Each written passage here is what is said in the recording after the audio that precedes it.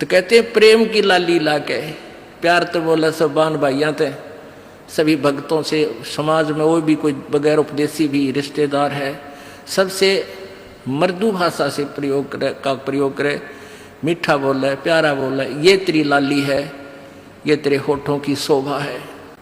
फिर कहते हैं जाप अजप्पा जप के अपना दहेज बना लिए। ओह, ये भक्ति की कमाई जो श्वास उस श्वास से ये अजप्पा जाप कहलाता है। कहते इसका जाप करके तू अपना ये दहेज बना, यानी धन जोड़ ले, जो आगे लेकर जाना है, दहेज जो अपने पति के घर लेके जाना है। पहले एक कुरीति थी कि जो लड़की घना धन लेकर आती थी दहेज का, उसका आदर पूरा परिवार करता था। ऐसे हमारे हम भ्रमित थे, अज्ञानता थी। तो उसी दृष्टिकोण से ये कहा गया है कि जैसे अच्छा ज्यादा दहेज लाने वाली बहु पुत्र वधू अपने ससुराल में आदर सत्कार पाती है, ऐसे ही तू डट के भजन कर, घना दहेज बना ले सत्य अजप्पा जाप का। अजप्पा जाप जप के अपना दहेज बना लिए, अनहद बाजा बाजन लागे फिर खुशी बना लिए। ओह, जैसे लड़की का पता लग गया कि आज ब्याह है, लड़की की का आज विवाह है। अब कई बच्चे बकाया करें, न्यों कहेंगे ए तेरी बारात आ गई, और फिर न्यों कहें कोई ना आई क्यों ना जीवरी है, यानी उसने खिजाया करते हैं। तो फिर वो लड़की सोच लेती है बांधन दे दे, भौंके जाएंगे। तो कहते हैं जब वो बाजा बाजन लाग जा, तब सोच लिए बात लवा लाग ली कि आगी बरात। तो कहते हैं आप भक्ति जब करोगे तो आपको ऑटोमेटिकली आपके ये ऊपर के, यहाँ से ऊपर के हिस्से में बहुत सी आवाजें, कई प्रकार की आवाजें आने लग जाएंगी। इसमें जो हमें आवाज सुनती हैं ये प्राथमिक भक्ति की लक्षण है, अंतिम नहीं है। हाँ, ये भी सुननी चाहिए, सुनेंगी, आपको अवश्य सुनेंगी, ना चाहते हुए भी सुनेंगी। और कभी सुनना चाहो तो कभी 2, 4, 10 मिनट, कभी कभी डेली नहीं, कभी ऐसे कान बंद करके एकांत स्थान पर सुन लेना, आपको सारा साजबाज अंदर बाजता दिखेगा, जिसकी भक्ति इस लक्षण हो गए। कुछ एक को वैसे भी सुनती हैं जिनके पूर्व जन्म की भक्तियां होती हैं, और फिर धीरे धीरे उनकी बंद हो जाती हैं, आगे कुछ नहीं सुनती, चाहे वो किसी का नाम जाप ले रखा है। तो वो तो ऐसा सुनना, ये देखना तो ऐसा है जैसे आपने बैंक में कमाई करी की और बैंक में पैसे जमा करा दिए, और उस बैंक की कॉपी ने कभी देखना चाहो तो खोल के देख लो। और ये दूसरे जो पंथ बताए हैं, ये साधना इनकी नाम गलत हैं, और कहते हैं ध्यान लगाओ, मेडिटेशन करो, कान बंद करके, आंख बंद करके, अंदर आवाज सुनो, शब्द सुनो। ये कोई फायदा नहीं। अब जैसे धंधा करता नहीं, और बैंक में जब पूर्व जन्म की पहले की जो डिपॉजिट है 20-30 हजार, उसने रोज देखे जाने, कहाँ 20,000 है, और 20,000 में काम तो ना चले, फिर वो निकलवाने भी उसी में तो पड़ेंगे, वो एक दिन जीरो हो जाएंगे।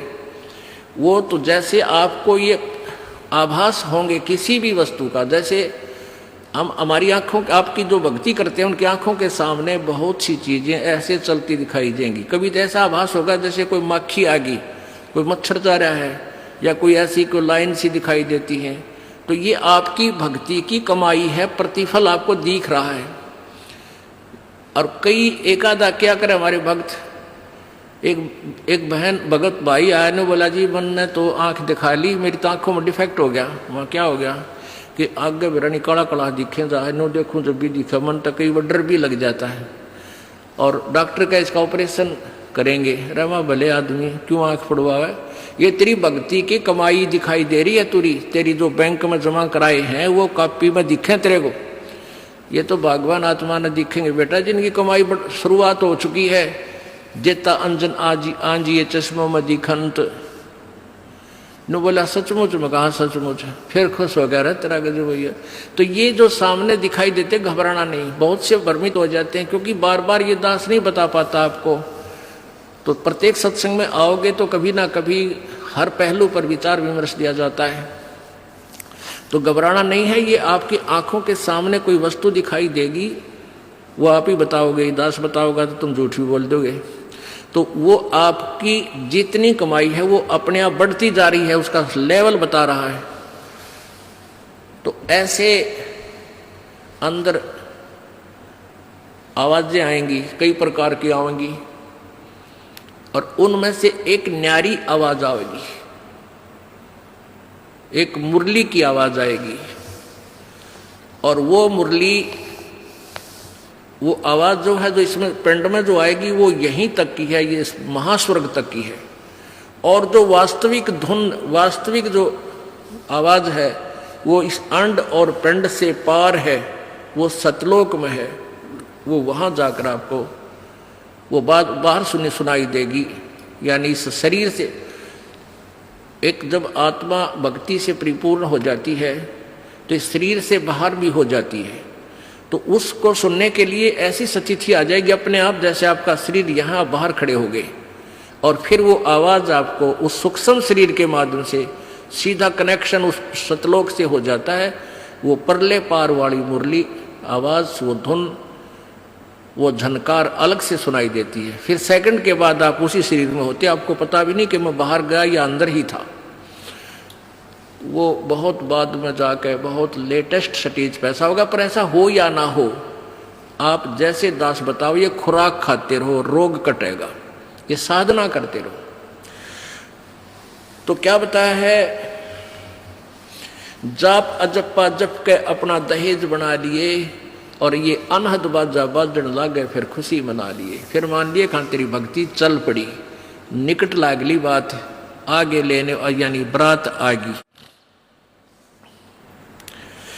आवे बिरहा कबीर लेने, खुश होकर चालिए, और प्रेम की बारिश होने लागे, फिर मलमल ढा दिए।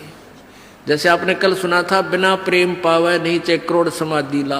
होय होय, जैसे सूरज के आगे बदरा ऐसे कर्म छयारे, प्रेम की पवन करे चित मंजन झलके तेज नयारे।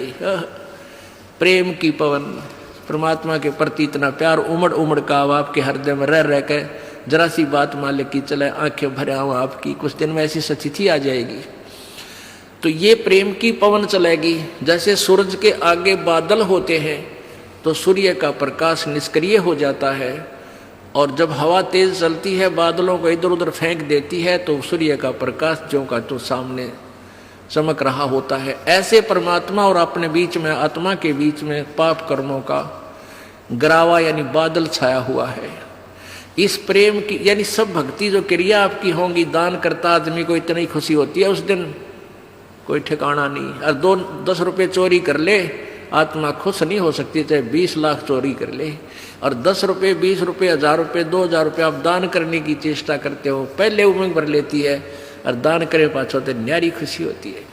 तो ये तो क्या बताते हैं, ऐसे जो सब क्रियाएं आपसे कराई जा रही हैं, इनका उद्देश्य है कि आप में इतनी विनम्रता, इतना प्योर हार्टेड हो जाओ आप कि मालिक के प्रति जरा सी भी चर्चा चला आँखों में पानी आने लग जा, गदगद हो जा।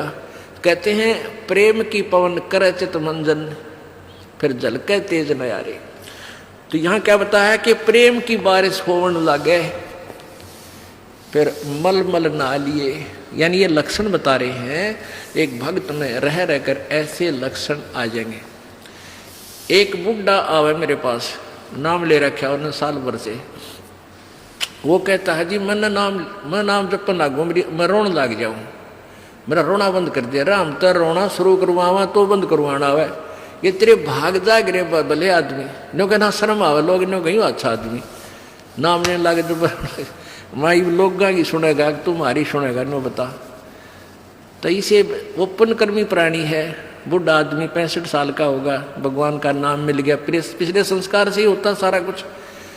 और ईब नो कह नाम लेने लग गो, मैं तो रोने लग जाऊँ। अरे तेरा जी भी भगवान ये सब ने जैसा रोना हमारे भगता ने, आँखें में पानी आवे, मालिक की चर्चा हो, ना द्वेष हो, ना राग उठे, ना कोई चोरी करने जी करे, ना कोई जारी करने जी करे, ना बुराई मन में आवे, ये ऐसा जो धुन लग जा। फिर कहते हैं सार शब्द का सुरमा गा लिए, जब पति न भावे।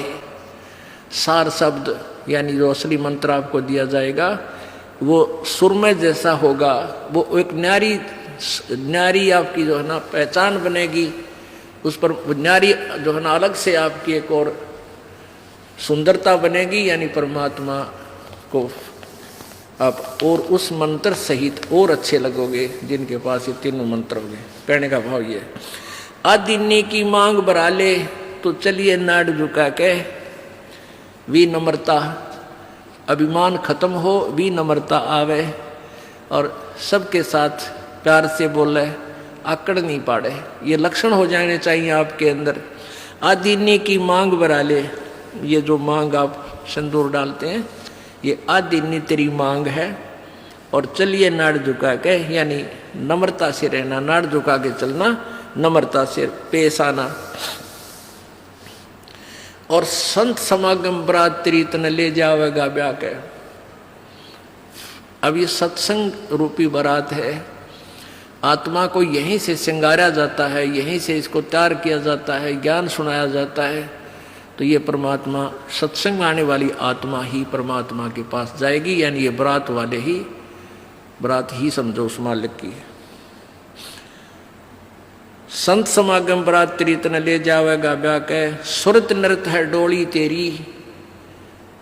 सुरत और नृत ये आत्मा इनके साथ चलेगी, और बैठ सुन शिखर में जाकर, यानी सतलोक में जाकर बैठ गया। और मकर तार का खेल कांगना अलल ध्यान दचा के। अब कांगना खेलते हैं ना, जैसे यहाँ एक मोटा बांध जा, दूसरा मोटा बांध जा रहे नाड़ा, और कई गांठ ला जाए, फिर नो कहेंगे वो देवर खोल लेगा इसने, कांगना खेल लेंगे ना खुल जा, उबरण के फंड होया कर लंबा चौड़ा सिस्टम।